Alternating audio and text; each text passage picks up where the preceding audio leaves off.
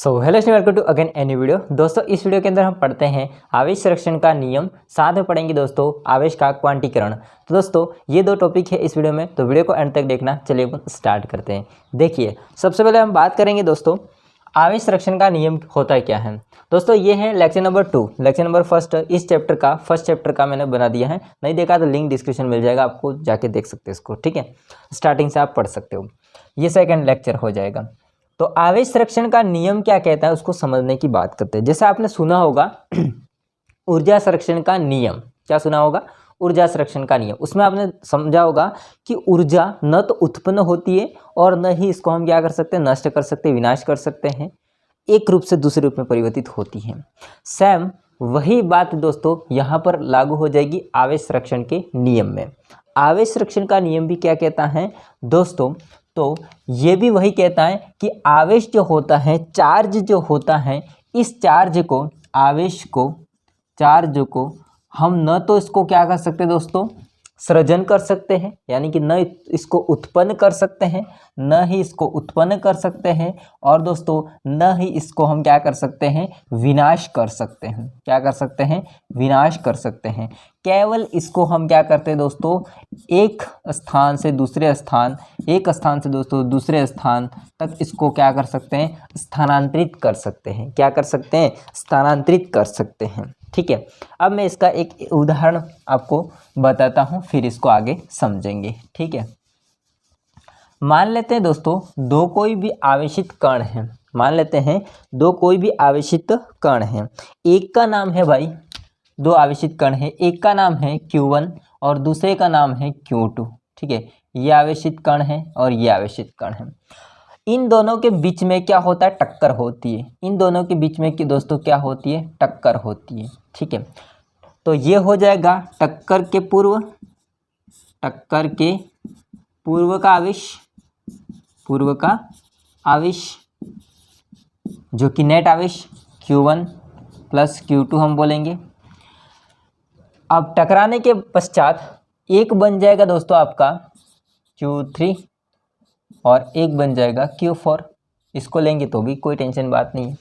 अब दोस्तों यहाँ पर टक्कर के पूर्व का जो आवेश था Q1 और Q2, इसका जो नेट आवेश वो Q3 और Q4 होता है, इसके इक्वल होगा, इसमें कोई परिवर्तन नहीं होगा, ठीक है। कि टक्कर के पहले और टक्कर के पश्चात, टक्कर के पश्चात का कुल आवेश, नेट आवेश क्या होगा दोस्तों, कोई परिवर्तन नहीं होगा। केवल इसमें एक आवेश था वो दूसरे आवेश में स्थानांतरित हुआ है। इसके अलावा दोस्तों मैं और एग्जाम्पल आपको बताता हूँ। जैसे अगर हम बात कर लेते हैं एक प्लास्टिक का, ये दूसरा उदाहरण है, एक प्लास्टिक का छड़ लेते हैं। ये हालांकि मैंने लेक्चर नंबर फर्स्ट में बताया था, ठीक है। एक प्लास्टिक की हम दोस्तों क्या लेते हैं, छड़ लेते हैं। छड़ समझते हो, स्केल ले सकते हो आप प्लास्टिक का, है ना, तो ये चीज़ आ जाएगी इसमें। तो एक प्लास्टिक की छड़ लेते हैं और इसके अलावा एक हम दोस्तों ऊन का कपड़ा लेते हैं, ऊनी कपड़ा, ऊन का कपड़ा, ठीक है। अब इन दोनों का आवेश 0 है। क्या है दोस्तों, आवेश होता है वो 0 है। अब हम क्या करते हैं, प्लास्टिक की जो भी छड़ होती है इसको ऊन के कपड़े से घर्षण करवाते हैं। घर्षण समझते हो, रगड़ना, है ना। इसको क्या करते हैं दोस्तों, हम रगड़ते हैं, रगड़ते घर्षण करवाते हैं। तो घर्षण के पश्चात आप देखोगे दोस्तों, तो घर्षण के पश्चात आप देखोगे दोस्तों कि भाई ऊन का जो कपड़ा होता है उसमें जो भी इलेक्ट्रॉन थे वो इलेक्ट्रॉन प्लास्टिक की छड़ में चले जाते हैं। तो जो प्लास्टिक की छड़ थी दोस्तों, जो प्लास्टिक की छड़ थी दोस्तों वो नेगेटिव हो जाती है।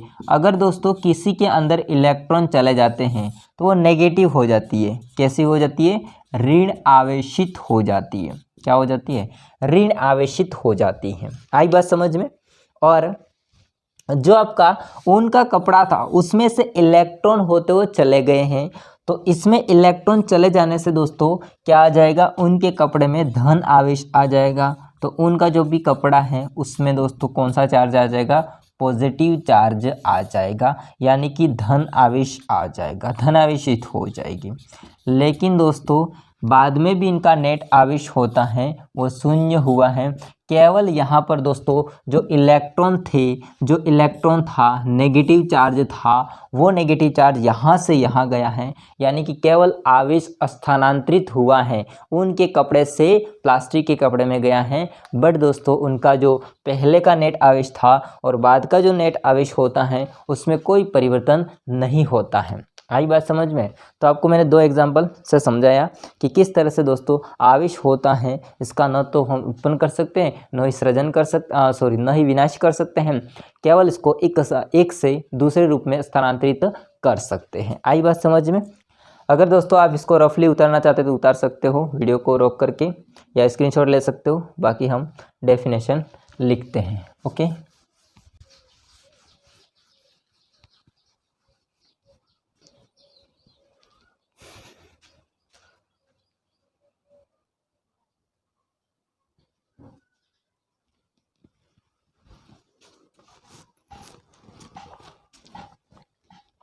ओके दोस्तों इसकी डेफिनेशन को पढ़ते हैं। देखिए ध्यान से, उदाहरण तो मैंने वही लिखा है जो आपको मैंने बताया था, बाकी डेफिनेशन भी वही है। देखिए आवेश संरक्षण का नियम क्या होता है, तो देखिए इस नियम के अनुसार आवेश को न तो उत्पन्न किया जा सकता है और न ही नष्ट किया जा सकता है। एक प्रकार के आवेश को दूसरे प्रकार के आवेश में, एक प्रकार के आवेश को ये मैंने थोड़ा डबल बार लिख दिया है, ठीक है। एक प्रकार के आवेश को दूसरे प्रकार के आवेश में परिवर्तित किया जा सकता है, ठीक है। तो उसे हम क्या कहते हैं, आवेश संरक्षण का नियम। उदाहरण क्या हो जाएगा, दो आवेशित कणों टकराने पर कुल आवेश में कोई परिवर्तन नहीं होता है, जो कि Q1 Q2 टक्कर के पूर्व कुल आवेश नेट आवेश 0 था, पश्चात भी क्या हो जाएगा, नेट आवेश 0 होगा। अब दोस्तों मूल आवेश क्या होता है इसके बारे में समझते हैं, ठीक है। देखो मूल आवेश का मतलब होता ये है कि कोई भी आवेशित कण होता है, इसके ऊपर जितना न्यूनतम आवेश रह सकता है, क्या जितना न्यूनतम आवेश रह सकता है, तो न्यूनतम मतलब कम से कम उसके आवेशित कण के ऊपर आवेश जो है वो जितना रहता है वो उसका कहलाता है मूल आवेश। वो क्या कहलाता है दोस्तों, इसका मूल आवेश। चूँकि आपको पता होता है आवेश मूल आवेश होता है दोस्तों, वो किसी एक इलेक्ट्रॉन के ऊपर कितना होता है, आवेश को E से दर्शाते हैं, और किसी एक इलेक्ट्रॉन के ऊपर दोस्तों आवेश जो होता है इसका मान होता है 1.6 × 10⁻⁻19 कूलम। क्या होता है दोस्तों, आवेश होता है किसी एक इलेक्ट्रॉन के ऊपर न्यूनतम आवेश जो मूल आवेश होता है उसका मान कितना होता है दोस्तों, ये मैंने प्लस माइनस इसलिए किया है क्योंकि प्रोटॉन और इलेक्ट्रॉन के लिए, ठीक है, 1.6 × 10⁻⁻19 कूलम हो जाएगा। तो मैं इसकी डेफिनेशन को लिखता हूँ दोस्तों कि मूल आवेश का मतलब क्या होता है, किसी आवेशित कण के ऊपर जितना न्यूनतम आवेश हो उस आवेश को हम क्या कहते हैं, मूल आवेश कहते हैं, ठीक है। दोस्तों इसकी डेफिनेशन को पढ़ते हैं मूल आवेश की। देखिए किसी आवेशित कण पर जितना न्यूनतम आवेश रह सकता है या जितना न्यूनतम आवेश उपस्थित होता है उसे हम क्या कहते हैं, मूल आवेश कहते हैं, जो कि इसे प्रदर्शित करता है आवेश को, और जो कि मैंने आपको बताया कितना होता है 1.6 × 10⁻⁻19 कूलम हो जाएगा। लास्ट टॉपिक हो जाएगा अपना आवेश का क्वांटीकरण या परमाणुकता। दोस्तों ये बहुत इंपॉर्टेंट है कि आवेश का क्वांटीकरण का मतलब होता क्या है। देखिए ध्यान समझिए, आवेश जो होता है वो पहली बात तो आता कैसे है वो हम लोग समझते हैं। देखिए जैसे मैं आपको दोस्तों बात करूं यहाँ पर बताऊं कि कोई भी उदासीन परमाणु होता है, कोई भी उदासीन परमाणु का कहने का मतलब ये है कि इस उदासीन परमाणु का जो कुल आवेश होता है वो 0 होता है। कुल आवेश क्या होता है दोस्तों, 0 होता है, ठीक है, 0 होता है। अब यहाँ पर इस उदासीन परमाणु से हम क्या करते हैं, इलेक्ट्रॉन को बाहर निकालते हैं। पहला स्टेप हम क्या करेंगे, इलेक्ट्रॉन को बाहर निकालेंगे। कितना इलेक्ट्रॉन बाहर निकालेंगे, एक इलेक्ट्रॉन बाहर निकालेंगे। तो एक इलेक्ट्रॉन को क्या करते हैं दोस्तों, बाहर त्यागता है या बाहर निकालते हैं हम लोग, बाहर निकालना, ठीक है। तो इससे क्या होता है, इससे दोस्तों इस उदासीन परमाणु के ऊपर इस पर उदासीन परमाणु के ऊपर, क्योंकि इलेक्ट्रॉन बाहर निकल गया है, इलेक्ट्रॉन जब बाहर निकलता है दोस्तों तो इस उदासीन परमाणु के ऊपर आ जाता है दोस्तों धन आवेश। क्या आ जाता है? धन आवेश, पॉजिटिव चार्ज आ जाएगा। क्या आ जाएगा? धन आवेश आ जाएगा। मैं भी आगे एग्जाम्पल दूंगा, फिलहाल इतना समझो, फिर उदाहरण में लूंगा किसी एक तत्व का, ठीक है, परमाणु का। तो पॉजिटिव चार्ज आ जाता है, ठीक है, इलेक्ट्रॉन बाहर निकल गया तो। दूसरा कंडीशन, दूसरी चीज हम क्या करते हैं दोस्तों, इस उदासीन परमाणु में हम लोग इलेक्ट्रॉन को जोड़ते हैं। कितना इलेक्ट्रॉन? एक इलेक्ट्रॉन। इस उदासीन परमाणु में एक इलेक्ट्रॉन को हम लोग क्या करते हैं? जोड़ते हैं। जोड़ने का मतलब उसके अंदर ऐड करते हैं, ठीक है, जोड़ते हैं। जैसे यदि दोस्तों हम उदासीन परमाणु के ऊपर इलेक्ट्रॉन जोड़ेंगे तो उस उदासीन परमाणु में इलेक्ट्रॉन बढ़ जाएगा एक, इसका मतलब इलेक्ट्रॉन के ऊपर नेगेटिव चार्ज होता है। तो दोस्तों उदासीन परमाणु अब कैसा हो जाएगा? वो हो जाएगा नेगेटिव। कैसा हो जाएगा? ऋण आवेशित हो जाएगा, या हम कह सकते हैं कि उसके ऊपर ऋण आयन आ जाएगा, नेगेटिव चार्ज आ जाएगा। तो दो चीज़ तो आपने समझी कि कोई भी उदासीन परमाणु होता है उसके ऊपर नेट आवेश, कुल आवेश शून्य होता है। बट अगर हम उस उदासीन परमाणु में से कोई इलेक्ट्रॉन, एक इलेक्ट्रॉन को बाहर निकालते हैं, दो भी निकाल सकते हैं, इन भी निकाल सकते हैं, ठीक है, तो एक इलेक्ट्रॉन को बाहर निकालते हैं, पॉजिटिव चार्ज आता है, ठीक है, धनायन आता है। अगर इस उदासीन परमाणु के ऊपर हमने एक इलेक्ट्रॉन को जोड़ा तो नेगेटिव चार्ज आता है, ठीक बात है। अब ऐसा आपने सीखा कि पॉजिटिव और नेगेटिव चार्ज कैसे आते हैं। अब हम समझते हैं ये है कि एक्चुअली क्वांटीकरण का मतलब होता क्या है, ठीक है। तो यदि दोस्तों आप इतना स्क्रीनशॉट लेना चाहते हैं तो ले सकते हैं, मैं इसको आगे एग्जांपल से समझाता हूँ, ठीक है। दोस्तों आपने समझा यहाँ पर कि कोई भी उदासीन परमाणु होता है उसमें अगर एक इलेक्ट्रॉन बाहर निकालते हैं तो दोस्तों क्या हो जाता है? प्लस चार्ज आता है, एक प्लस चार्ज आएगा।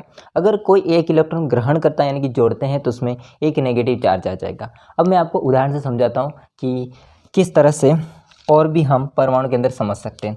जैसे सबसे पहले हम बात कर लेते हैं उदासीन, मैंने ले लिया सोडियम परमाणु। जैसे मैंने यहाँ पर उदासीन परमाणु दिखा, उसकी जगह पर मैंने ले लिया कि सोडियम क्या है? उदासीन परमाणु।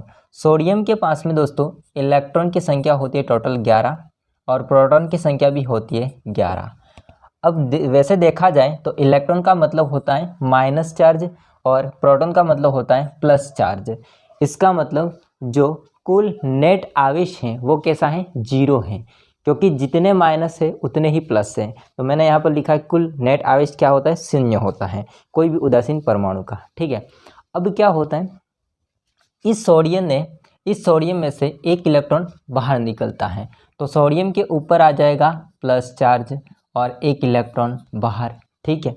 क्योंकि दोस्तों इलेक्ट्रॉन जब बाहर निकलेगा तो इलेक्ट्रॉन अब यहाँ पर कितने रह जाएंगे? 10 रह जाएंगे और प्रोटॉन कितना हो जाएंगे? 11, इसलिए एक प्लस चार्ज आएगा, ठीक है। दूसरा कंडीशन मैं समझाता हूँ आपको। जैसे सोडियम ने, उसी को लेते हैं, हालांकि ये ग्रहण नहीं करता है सोडियम, बट मैं आपको केवल समझाने के लिए ले रहा हूँ। सोडियम ने दोस्तों एक इलेक्ट्रॉन ग्रहण किया तो उसके ऊपर आ जाएगा माइनस का चार्ज। ऐसा क्यों? क्योंकि पहले दोस्तों इलेक्ट्रॉन थे 11, प्रोटॉन थे 11, एक इलेक्ट्रॉन ग्रहण किया तो इलेक्ट्रॉन हो जाएंगे 12 और प्रोटॉन हो जाएंगे दोस्तों 11, ठीक है। इसलिए हम एक इलेक्ट्रॉन ज़्यादा है इसलिए माइनस लिखते हैं, ठीक है, और यहाँ पर एक इलेक्ट्रॉन कम है इसलिए इसको प्लस लिखते हैं। सेम अगर सोडियम ने 2 इलेक्ट्रॉन बाहर निकाले, कितने? 2 इलेक्ट्रॉन, तो सोडियम के ऊपर आ जाएंगे प्लस के 2 और 2 इलेक्ट्रॉन बाहर, ठीक है। अगर सोडियम ने, यहाँ पर मैं लिखता हूँ, अगर सोडियम में 2 इलेक्ट्रॉन, उदासीन ही ले रहा हूँ, ठीक है, ध्यान रखना, सोडियम ने 2 इलेक्ट्रॉन ग्रहण किए तो इसके ऊपर आ जाएंगे सोडियम के ऊपर माइनस के 2, ठीक है। अगर सोडियम ने दोस्तों 3 इलेक्ट्रॉन, उदासीन ही है, ध्यान रखना, सोडियम ने 3 इलेक्ट्रॉन बाहर निकाले तो 3 प्लस के आ जाएंगे और 3 इलेक्ट्रॉन बाहर। अगर सोडियम ने दोस्तों 3 इलेक्ट्रॉन ग्रहण किए तो इसके ऊपर आ जाएगा माइनस का 3। तो आपने समझा है दोस्तों कि जो भी आवेश होता है वो दोस्तों उसमें आपने देखा है कि इलेक्ट्रॉन जो होता है यानी कि प्लस माइनस जो आ रहा है, देखो प्लस आ रहा है, प्लस आ रहा है, प्लस आ रहा है, तो प्लस में आवेश क्या आ रहा है, समझो ध्यान से। प्लस में आवेश, आवेश को क्यों से दर्शाते हैं, आवेश क्या आ रहा है, प्लस का 1 आ रहा है, इसके बाद में प्लस का 2 आ रहा है, इसके बाद प्लस का 3 आ रहा है, ठीक है। अगर यहाँ पर देखोगे तो दोस्तों ये प्लस का चार्ज है, और अगर आप माइनस चार्ज देखते हो तो माइनस का 1 आ रहा है, माइनस का 2 आ रहा है, ठीक है, इसके अंदर माइनस का 3 आ रहा है, ये सारे आवेश होते हैं, ठीक है। अब यहाँ पर आप इन दोनों को शामिल लिखते हो तो एक फॉर्मूला होता है इसके लिए, Q बराबर NE। Q का मतलब होता है दोस्तों आवेश, टोटल आवेश, ठीक है। N का मतलब होता है जो भी निकाले गए या जोड़े गए स्थानांतरित किए गए इलेक्ट्रॉन की संख्या, स्थानांतरित किए गए इलेक्ट्रॉन की संख्या, मतलब जिसमें माइनस की भी बात हो रही है, प्लस की भी बात हो रही है, और ये होता है एक इलेक्ट्रॉन का आवेश। ध्यान से समझना, ये जो आवेश होता है, ये आवेश वो स्थानांतरित किए गए आवेश और एक इलेक्ट्रॉन के आवेश, ठीक है, इनके ये बराबर होता है। कहने का मतलब मेरा ये है कि आपने देखा है दोस्तों कि इलेक्ट्रॉन जो हो रहे हैं उसका स्थानांतरण कुछ ऐसा हो रहा है, मतलब कि अनिश्चित विभाजन, अनिश्चित दोस्तों रूप से विभाजित नहीं हो रहा है। कहने का मेरा मतलब ये है कि आपने देखा कि यहाँ पर 1.5, 2.5, 3.5, 4.5 ऐसे कोई इलेक्ट्रॉन होता है, वो न तो ग्रहण हो रहा है और न ही बाहर निकल रहा है। आई बात समझे, हमेशा एक एक एक एक के रूप में, 1 2 3 4 ऐसे रूप में दोस्तों इलेक्ट्रॉन होते हैं, वो क्या हो रहे हैं दोस्तों, बाहर निकल रहे हैं। इसका मतलब इलेक्ट्रॉन का दोस्तों अनिश्चित रूप से विभाजन नहीं हो रहा है। आई बात समझे, तो यहाँ पर जो अगर मैं इसको दोनों को मिला करके लिखूंगा, इन दोनों को मिला करके दोस्तों लिखने की मैं कोशिश करता हूं, तो इसका मतलब ऐसा आ जाएगा। इसका मतलब कैसा आ जाएगा, इसका मतलब ऐसा आ जाएगा, plus minus 1 electron, plus minus 2 electron, plus minus 3 electron, plus minus 4 electron. ऐसे दोस्तों यहाँ पर क्या हो जाता है, आवेश आता है। हालांकि इलेक्ट्रॉन नहीं बोलेंगे, आवेश बोलेंगे, ठीक है। देखो ध्यान से, पॉजिटिव या फिर नेगेटिव जो आवेश होता है, एक आया, पॉजिटिव नेगेटिव आवेश 2 आए, यानी कि 2 इलेक्ट्रॉन या तो स्थानांतरित होंगे, मतलब माइनस के और प्लस के, ठीक है। कहने का मतलब 3 इलेक्ट्रॉन ऐड हो सकते हैं या बाहर निकल सकते हैं, 4 इलेक्ट्रॉन ऐड हो सकते हैं, बाहर निकल सकते हैं। कभी आपने दोस्तों पॉइंट में इलेक्ट्रॉन को बाहर निकलते हुए या जाते हुए नहीं देखा। यानी कि मेरा एक ही मतलब होता है कहने का कि इलेक्ट्रॉन होते हैं वो आधा बाहर नहीं निकलता है, आधा ग्रहण नहीं होता है। आई बात समझ में, आधा ग्रहण नहीं होता है, आधा बाहर नहीं निकलता है। आई बात समझे, तो पूर्ण रूप से बाहर निकलता है। इसका मतलब भिन्न के रूप में इलेक्ट्रॉन बाहर नहीं निकलते हैं, जैसे कि 1/2, 4/5, 6/2 ऐसे कोई, मतलब ये तो हालांकि नहीं होगा, पर ऐसे कोई जो इलेक्ट्रॉन होते हैं वो भिन्नों के रूप में भी नहीं निकलते, वो एक संख्या के रूप में निकलते हैं। आई बात समझे, तो दोस्तों यहाँ पर इसका मतलब यही होता है आवेश का क्वांटीकरण का मतलब। आवेश का क्वांटीकरण का मतलब होता है कि आवेश होता अनिश्चित रूप से विभाजित नहीं होते हैं। वो कैसे विभाजित होते हैं दोस्तों, ऐसे विभाजित होते हैं, बाहर निकलते हैं, या आवेश होता है वो आते हैं, ठीक है। प्लस आ रहा है या माइनस आ रहा है, वो हमेशा दोस्तों कैसा आएगा, नंबरों के रूप में, ठीक है। अब मैं इसकी डेफिनेशन को लिखता हूँ। देखिए दोस्तों, फाइनली इसकी डेफिनेशन को हम पढ़ लेते हैं। देखिए, आवेश को अनिश्चित रूप से विभाजित नहीं किया जा सकता। अनिश्चित रूप से मतलब भिन्नों के रूप में या दशमलव के रूप में हम इसको नहीं लिख सकते। आई बात समझ में, आधा इलेक्ट्रॉन बाहर नहीं निकल सकता, 2.5 इलेक्ट्रॉन बाहर नहीं निकल सकता, 2.5 इलेक्ट्रॉन ग्रहण नहीं हो सकता, 3.5 इलेक्ट्रॉन बाहर नहीं निकल सकते, 3.5 इलेक्ट्रॉन ग्रहण नहीं हो सकता, ऐसा नहीं होता है, ठीक है। यहाँ पे किसी आवेशित कण पर आवेश देखो या तो पॉजिटिव नेगेटिव 1 हो सकता है, पॉजिटिव नेगेटिव 2 हो सकते हैं, या आवेश पॉजिटिव नेगेटिव 3 इस प्रकार से आगे बढ़ता है, हो सकता है, लेकिन भिन्न के रूप में, मोस्ट इंपॉर्टेंट बात है यहाँ पे, भिन्न के रूप में कभी नहीं हो सकता। आई बात समझे? मैंने आपको यहाँ पर ये समझाया एग्जाम्पल लेकर के। ओके, आ गई बात समझिए दोस्तों।